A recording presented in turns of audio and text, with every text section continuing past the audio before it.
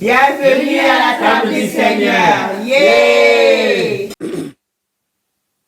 Quand Élisée avait, remplacé le prophète Élie, quand le prophète Élie est parti au ciel, Élisée a remplacé Élie.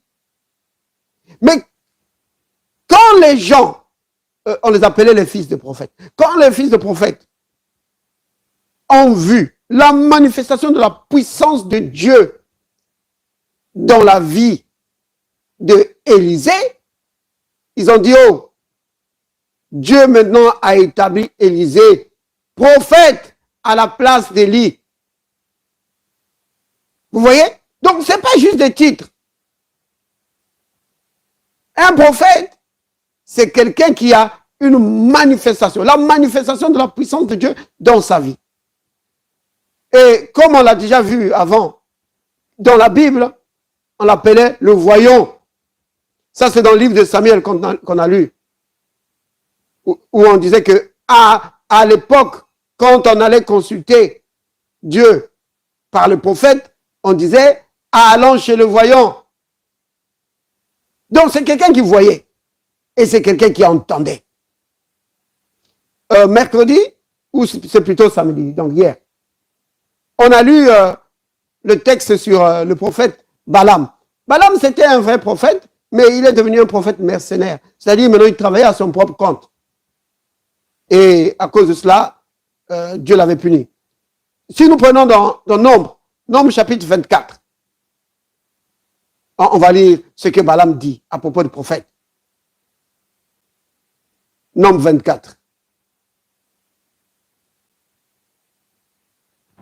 Donc, Nombre chapitre 24. Le prophète Balaam, il dit des choses vraiment intéressantes. Au verset 4. Il dit « Déclaration de celui qui entend les paroles de Dieu. » C'est ça un prophète. Il entend les paroles de Dieu. Oui. De celui qui discerne la vision du Tout-Puissant. Donc c'est quelqu'un qui voit. Oui. Dieu lui a donné les capacités pour voir. Dieu lui a donné les capacités pour entendre. Et alors, ce qu'il a entendu, ce qu'il a vu, il le communique au peuple. Vous voyez? C'est ça un prophète. Donc, ça nous amène directement au deuxième point. Le deuxième point, c'est quoi son rôle?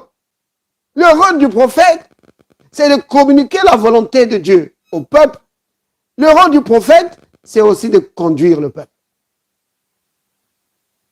Vous voyez? Mais non, je dois préciser, je l'ai déjà dit hier, je dois le préciser, que le rôle du prophète de l'Ancien Testament n'est pas le même rôle que dans le Nouveau Testament. Dans l'Ancien Testament, parce que le peuple n'avait pas le Saint-Esprit en eux. Vous voyez? Le Saint-Esprit ne demeurait pas encore dans les croyants. C'est pourquoi ils avaient besoin d'être conduits par un prophète. Vous comprenez? Mais quand le Saint-Esprit est venu, Jésus dit, il vous conduira. Oui, c'est le guide. Vous comprenez?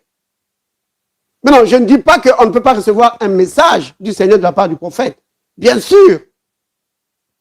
Le prophète dans le Nouveau Testament peut encore te donner un message, une direction de la part du Seigneur.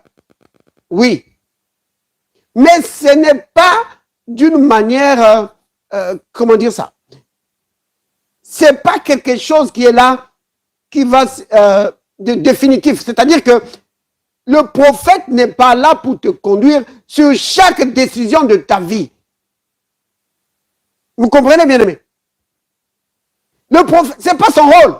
Il n'est pas là parce qu'il y a des gens qui disent, oh prophète, est-ce que tu as une parole du Seigneur pour moi? Non.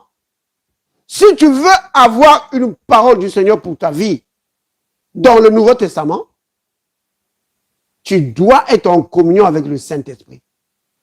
C'est le Saint-Esprit qui te donne la direction. C'est lui qui va te diriger. Vous voyez, ça c'est une grande différence entre le prophète de l'Ancien Testament et le prophète du Nouveau Testament.